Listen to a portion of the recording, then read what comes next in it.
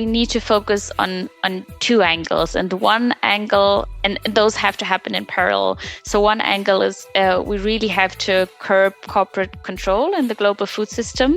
And the other angle would be to support alternatives like agroecology explicitly.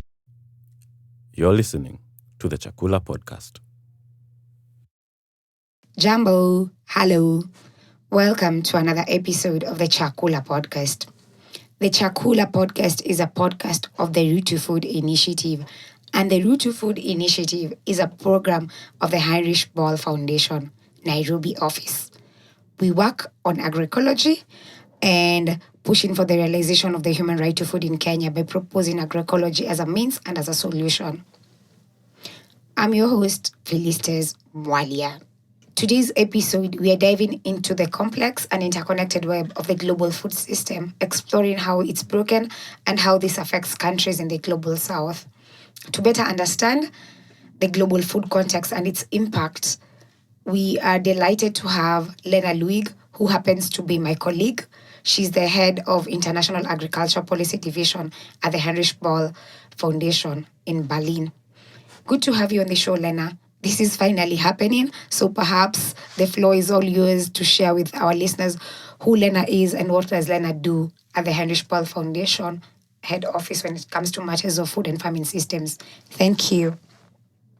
Sure. Thanks so much, Feli. It's an honor to be on this podcast, really. I'm a big fan and it's wonderful to be here. So thanks so much for the invitation.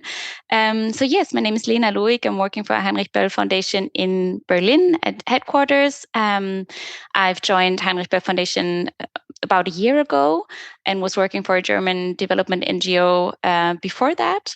My background is actually like from Latin American studies, and it was the Latin American continent that sort of dragged me into these land conflicts issues, and my interest in agricultural policy grew. And I've also had more and more experiences on the African continent, which was really, really interesting in the last couple of years. And in my work, I would say I've been specializing on corporate control of food systems. I've done a lot of work on pesticide, especially the global or double standards in the global pesticide trade, and recently started to work more on fertilizers and also soil health, basically. Thank you so much, Lena. This is finally happening. To start off the conversation, having worked in this space and also from reading the current State of Food and Nutrition Security Report by FAO, the numbers captured specifically from the Global South show a clear indication that we're not heading to the right direction. And it's clear that our food system is broken. Also looking at who controls what from production level to consumption level, we see that it's dominated by multinational corporations. And this dominance has brought about unsustainable and unhealthy production and consumption patterns. The system is also a major contributor to 1 in 5 deaths around the world, which are associated with poor diet. We also have loss of biodiversity, power into a few hands, inequalities, high levels of poverty. Perhaps you could share with our listeners some of the context of the global food system. Yes, thanks for this interesting question. And as I was preparing for this show, I had to think of a paper I read recently, and I found very, very helpful to understanding the global food system. It was by Jennifer Clapp. I don't know if you know her. She's one of the founders or a very active member of the International Panel of Experts on Sustainable Food Systems, IPES Food. And she has summarized this, like the way how the global food system functions in a very good way, I find, with regards to global grain trade. So she's basically saying that there's different levels of concentration that characterize the global food system. So firstly, the global or the industrial food system is based on only a small number of staple grains produced mainly in an unsustainable way. So that is wheat, maize and rice that make up nearly half of human diets. I think this is very interesting to start with. And then secondly, only a small number of countries specialize in the production of this small number of staple grains for export, on which actually many other countries like Kenya also depend on. So, for instance, Kenya is a net importer of wheat and imports large quantities from Russia and Ukraine. And then thirdly, the global grain trade, if you stick to this example, is dominated by a small number of companies. This is also true for the input sector, by the way, the land machine sector and the retail sector. So just to name one example of the input sector, the top 4 pesticide companies control 62% of the global market. And coming back to your question, so because we have this immense concentration in the global food system, and many agri-food companies have gone public, which means that they have to maximize their profits in order to pay out dividends to their shareholders. The industrial food system rather serves these shareholders' interests, I would say, than the people or the environment as well. So you were also mentioning all these other problems. We have more than 9% of the global population that still face hunger. And of course, most of them are located in the global south. And also disproportionately, this affects women and people in rural areas. And 3 billion people even cannot afford a healthy diet. And you all know, probably, you listeners, that unfortunately hunger is still on the rise across the African continent. And then at the same time, if we look at the environmental and climate aspects, global food and agriculture is responsible for more than 1/3 of greenhouse gas emissions. It's responsible for up to 70% of freshwater use and as much as 80% of biodiversity loss. So all in all, really, there's a huge need for transforming this industrial global food system towards a more local, more decentralized and resilient supply of healthy food that is also produced in an ecologically compatible way, I would say. That's very intense, Lena. And actually, thank you so much for breaking that down. You mentioned that top 4 companies control 62% of the pesticide market. And Lena, I just want us to move on to the discussion of pesticides, since you also mentioned that you work on pesticides and being someone who sits at the German office and also interacting with the EU. And as Root to Food, we published a report in September last month. And from the report, I'll actually share it on the show notes in case you're interested on the report. The report is on toxic pesticides in the Kenyan market, specifically a focus on highly hazardous pesticides in the Kenyan market. So, Lena, according to a report published by us, 44% of the volume of the pesticides used in Kenya are already banned in Europe due to their unacceptable risk to human health and the environment. And also, just to mention, the next episode of the Chakula podcast will dig deeper onto the topic of pesticides, specifically on highly hazardous pesticide in Kenya and where we are. But Lena, for today's conversation, I'm just curious to understand, since 44% of the total volume of pesticides used in Kenya are already banned in the EU, and as a person who sits at the HBS, basically the Heinrich Boell Foundation office in Germany, having worked on the issues of pesticides, what are some of the steps that the EU has actually taken, or what basically is the EU doing to ensure we end double standards? Yes, so first of all, to just stress again, it's brilliant, like the data you've been raising, and for Kenya, this is really helpful in the debate, and it just shows how dramatic this issue of double standards in global pesticide trade really is. And like personally, as I said, I've been fighting with many other partners, German partners, or European partners. I've been fighting for export bans for hazardous pesticides from Europe and specifically from Germany for several years now. And I can tell that many people, like normal citizens I talk to in Germany and other European countries, are really shocked about these dynamics. So they can't understand, why would you export a hazardous substance that is banned in Europe for a good reason and export this to other countries outside of Europe. So, for example, there was a petition in Germany that demanded a pesticide export ban and it was signed by more than 177,000 people. So that's quite a large number and quite wide support from a population. And actually, 2 countries within the EU have already implemented export bans for pesticides banned in the EU. So that's France since beginning of last year. And now this news just came, I think last week, that Belgium also passed a law to ban the export of banned pesticides. And we were actually very optimistic about Germany as well, because all progressive parties, like Social Democrats, Greens, and also the Left Party, support an export ban. And 2 years ago, the new government in Germany, which is composed of Social Democrats, Greens, and Liberals, they announced in their coalition agreement that they would implement an export ban for certain hazardous pesticides. So that was a really important step.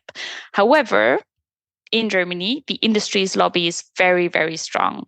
So 2 of the 3 major pesticide companies have their headquarters, the head office in Germany, and that is Bayer, who bought Monsanto a few years ago, and BASF. And those companies are doing heavy lobbying activities, especially towards the liberals. And now we're seeing that basically the liberals are taking their position.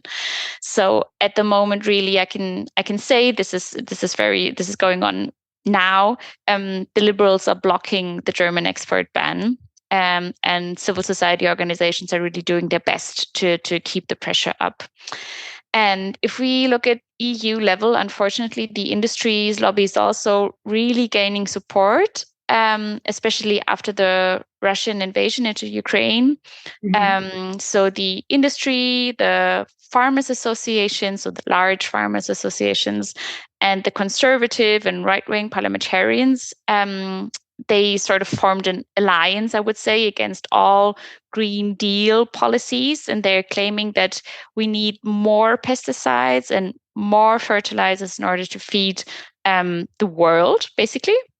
To be honest, I'm very pessimistic at the moment because, there will be EU Parliament elections next year, and currently we're really seeing a strong shift to the right in Europe, and those kind of laws are really, really under attack. Yes. Just maybe just a clarification on the export ban by France and Belgium. Is it on all pesticides that have been banned in their specific countries?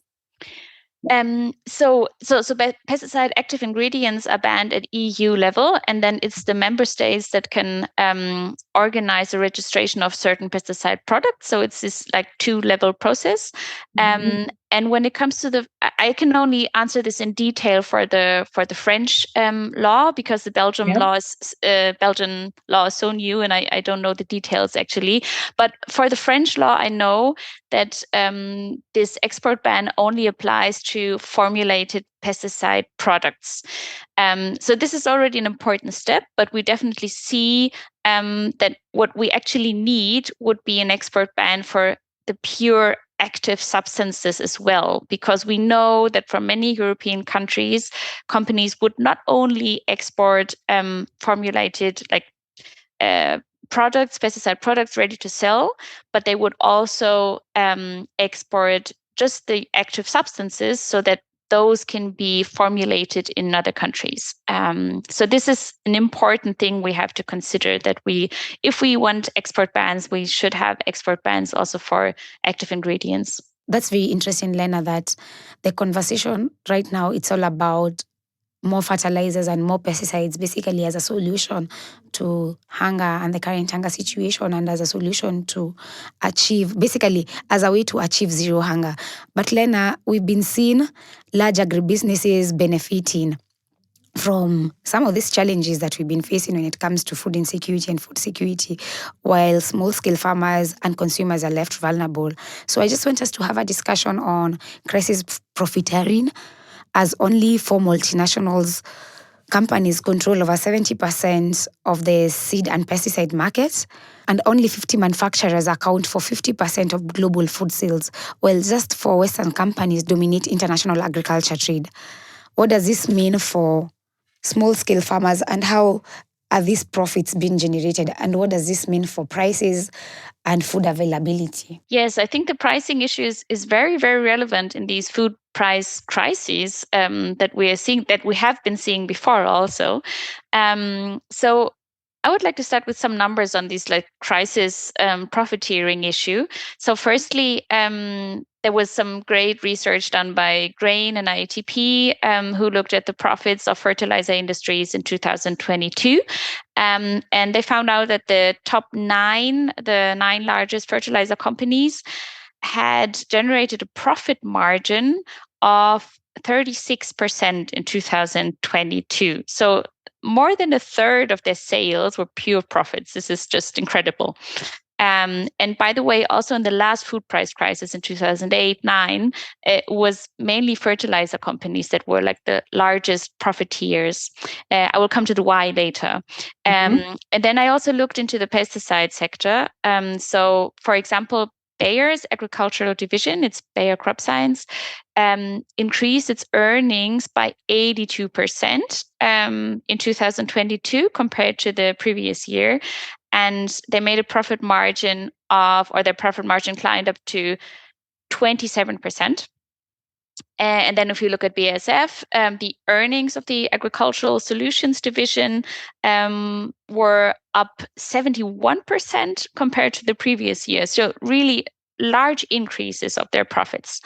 And I would say this is like a perfect example for so-called windfall profits, because they mainly stem from price spikes on the global market for these products. So like prices for pesticides went up way higher, and prices for fertilizers went up way higher. So if the market price is high, the companies just can generate more profits. And this is not because they're changing their business model or come up with new innovations or anything. It's just the prices. This is what we know so far.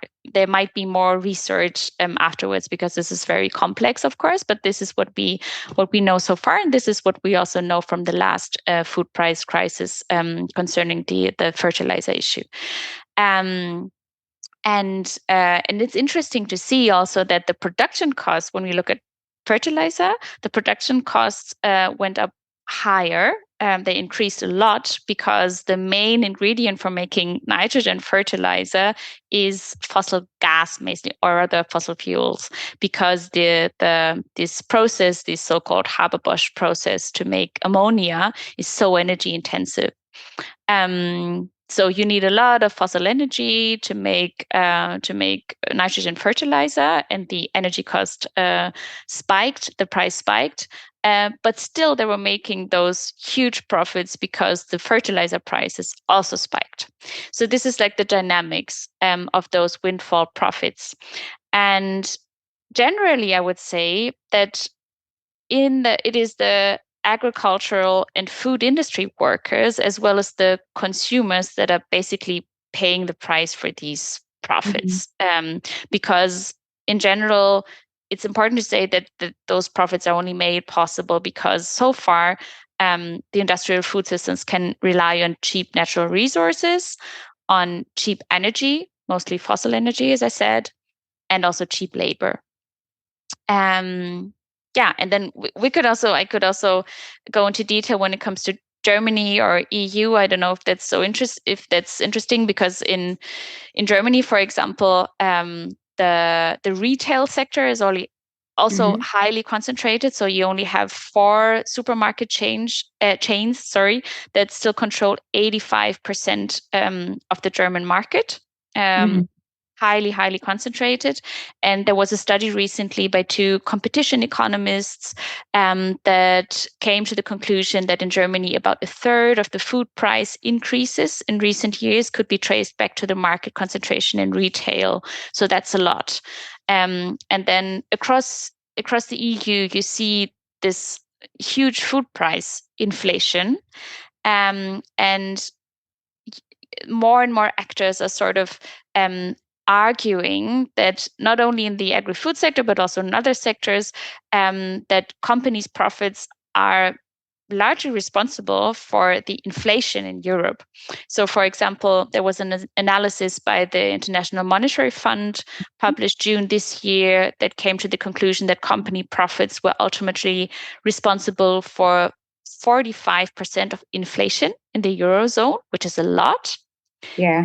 And even the president of the European Central Bank, Christine Lagarde, who's a hardcore neoliberal economist, I would say, she even said that company profits were responsible for as much as 2/3 of inflation in Europe in 2022. So this is not only agri-food sector. I'm just saying this is like a general correlation between companies' profits and inflation. So it's really consumers, but also producers that are paying the price for these profits. Yeah, thank you so much, Lena. At the beginning, you had talked about that you had mentioned that 9% of the global population faces hunger, with majority coming from the global south, and also this specifically affects women. And the inequality of food access within the global food system is an important conversation to have right now. And while I was doing this research, one of the things that came out is that this is deeply ingrained in imbalance, which perpetuate. While I was doing the research, this deeply ingrained imbalance perpetuates social and economic disparities. But from a person who understands the global food system more, how does this play out on a global scale? Mm-hmm. Yeah, thanks for the important question. So according to the Global Hunger Index, it's an important publication that is launched every year in October. It was just launched recently. So the new data shows that 43 countries in the world have alarming or serious levels of hunger. And if you look at the global map, there are countries like Syria, Yemen, North Korea, also Papua New Guinea, which I found interesting, and South Asian countries like India, Afghanistan, Pakistan. But apart from these countries, all of the countries are on the African continent. So this is really sad. That still like hunger is really a main issue on across the African continent. And on a global scale, we have to say that little progress has been made since 2015 when it comes to the Sustainable Development Goal of ending hunger by 2030. This is actually the goal of the international community, and we're far from achieving that. So this stagnation in achieving this goal, I think it's due to basically combined effects of several crises we've seen in the past year. So on the one hand, of course, there was the COVID-19 pandemic, which also had impacts on supply chain, on poverty. Basically, many people impoverished, especially in the informal sector, right? Then we had the war in Ukraine with all those price spikes and energy and fertilizer that we were talking about. We are seeing the impacts of climate change. Also, I guess you know way better than myself that the African continent is, and Kenya also is affected far more seriously by climate crisis than, for example, Northern Europe is. And then we also see armed conflicts and wars, and I want to stress rising inequalities as well. So if we want to combat hunger, we definitely need to fight poverty and fight socioeconomic inequalities. Thank you, Lena. As we wrap up the show, Lena, it's clear that if we continue with business as usual, we won't achieve one of the SDGs, that's zero hunger by 2030, among others. And you had also mentioned that 43 countries in the world have alarming levels of hunger. This is according to the Global Hunger Index, which is also very problematic. And we have alternatives like agroecology, which hold a lot of promise when it comes to achieving zero hunger. And is our hope on the work that we do, specifically here in Kenya, to ensure that the right to food is realized, that agroecology is embraced in Kenya, not just in Kenya, but I know even for you, Lena, on the work that you do, that you really hope that agroecology is embraced. But one of the challenges we've been facing is, yes, agroecology holds so much potential. What needs really to be considered when it comes to transitioning from an industrial way of farming to a more holistic way of farming, that's agroecology? What needs to be considered? Thank you. Yeah, I guess this is really a tough question, and of course the transition is never easy. But I would say that we need to focus on two angles, and the one angle, and those have to happen in parallel. So one angle is we really have to curb corporate control in the global food system, and the other angle would be to support alternatives like agroecology explicitly. So talking about the first thing, how do we curb corporate control? I guess there are a number of measures that really need to be taken seriously by international community, but also by governments across the world. So one thing would be fair taxation, and as I was talking about windfall profit, we should also consider windfall profit tax, for example. Then a basis for curbing corporate control would be a really effective lobby transparency and lobby control, basically, because we know that those companies have so much lobby power, as I was explaining regarding the example of the German pesticide export ban. Then I guess also looking at considering the African continent, we definitely need to limit large-scale public-private partnerships. And I'm also thinking, when I'm saying this, I'm also thinking of the UN organization, the Food and Agricultural Organization, FAO, which launched under the Chinese presidency, which launched a large alliance with CropLife, so the largest pesticide trading companies. So I think this is very problematic. And lastly, I would say we should also look at competition law in order to be able to unbundle corporations that have simply become too large and too powerful. And then, on the other hand, when we look at how to support agroecology, basically it's funding, and we just need funding for agroecological research. And I want to stress that agroecological research is not mainly in laboratories. It's like participatory or participative research together with farmers, right?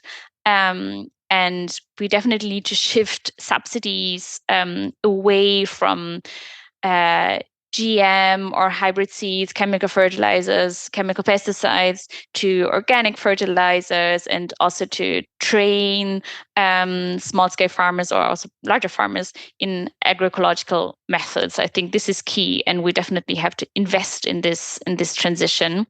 And then also what is important in agroecology, I find, is really to support regional and local marketing and trade, and initiatives like school feeding programs or the likes that would offer organic produce from the region, and you would have like long-term contracts with farmers from the region. I think we have those examples, like how to do upscaling of agroecology. We had those examples from Brazil, for example.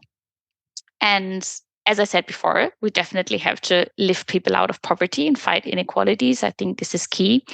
But lastly, maybe just to be sure not to be misunderstood, I had this very, very interesting experience when I was in Jordan this summer. Like our colleagues from the Ramallah office organized a wonderful summer school on agroecology for the MENA region.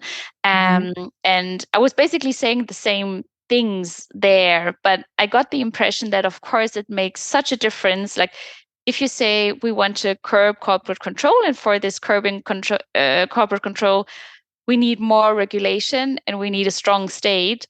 I understood that this depends a lot on the context. So if you don't have a strong, or if you don't have a democratic state, of course, this debate is very, very different. And so I guess coming from still a functioning democracy, I would say, in Germany. Luckily, we don't know how this will change. And having those large companies like Bayer and BASF in Germany, I think we in Germany definitely have the obligation of this watchdog function, basically, to really see what are our companies doing. But I totally understand that in other contexts, in other regions, it's hard to say we need a strong state to fight those companies. I can definitely understand that, like, going more into pushing for these alternatives also from like a grassroots perspectives is totally legitimate. So just to be understood that this is not like a universal thing. Thank you so much, Lena, for joining us. I really hope our listeners find the conversation insightful as I have found it very insightful and very interesting.